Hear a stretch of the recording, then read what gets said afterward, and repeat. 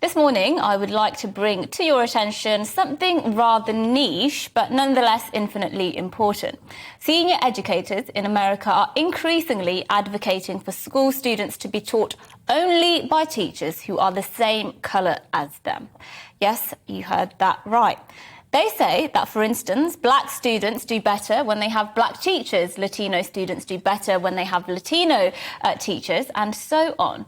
In an article published on Monday, the authors of a book published last year called Teacher Diversity and Student Success have made fresh calls for, quote, prioritising teacher race as a policy. And by the way, this is not some minor book that nobody takes seriously. This was published by Harvard Education Press, the publishing arm of Harvard University's Graduate School of Education. In other words, by the top university the world has ever known. And actually, these authors go further. They say this in this new article: policymakers should prioritise diversity even as challenges around vacancies and shortages arise. In other words, when governments are faced with chronic shortages of teachers, when classes are burgeoning for lack of teachers, and kids of all races are faced with poor quality education as a result, even then, these people say the government should still look around and say, guys, I know how we can make education better.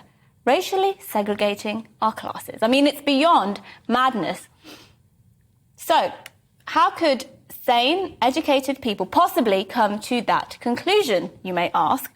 Well, the authors argue in their latest article that having a same-race teacher improves students' test scores, their attendance increases, as do their chances of going to university.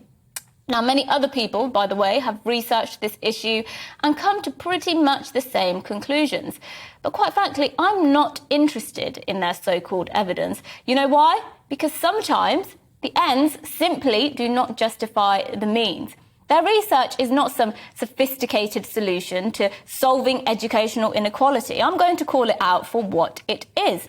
It's out-and-out racial segregation. Now, Spanish philosopher George Santayana once powerfully said, "Those who cannot remember the past are condemned to repeat it." And it's true.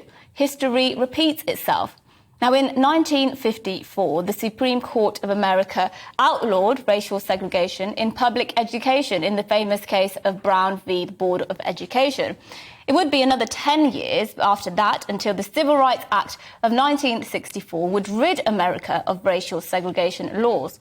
Now, these so-called academics and educators really think that going back to racial segregation in any form is a step forward.